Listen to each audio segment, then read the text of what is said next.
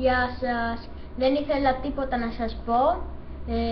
Ήθελα να σας ενημερώσω μόνο ότι η εκπομπή μας θα ξεκινήσει την Παρασκευή το βράδυ ή το Σάββατο το απόγευμα,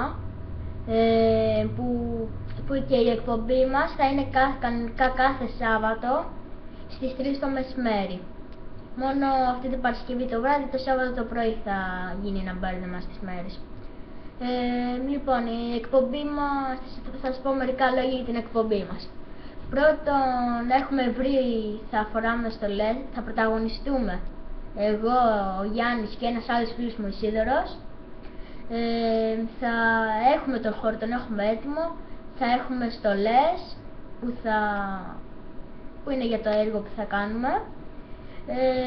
Κάθε βίντεο θα διαρκεί περίπου 10-15 λεπτά.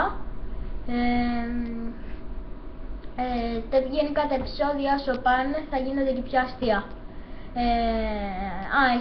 Έχετε και πολλά χαιρετίσματα από τα άλλα παιδιά, τον Γιάννη και τον Ισίδωρο.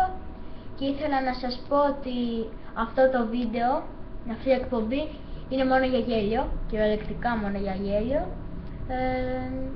Αυτά ήθελα να πω, δεν έχω να πω τίποτα άλλο. Από εκεί και πέρα εσείς αποφασίζετε τι θα τις κινήσεις σας, άμα θα το βλέπετε ή όχι. Εγώ φεύγω, ραντεβού στο πρώτο επεισόδιο ουσιαστικά, που θα γίνει το Σάββατο, πες το Σάββατο το πρωί.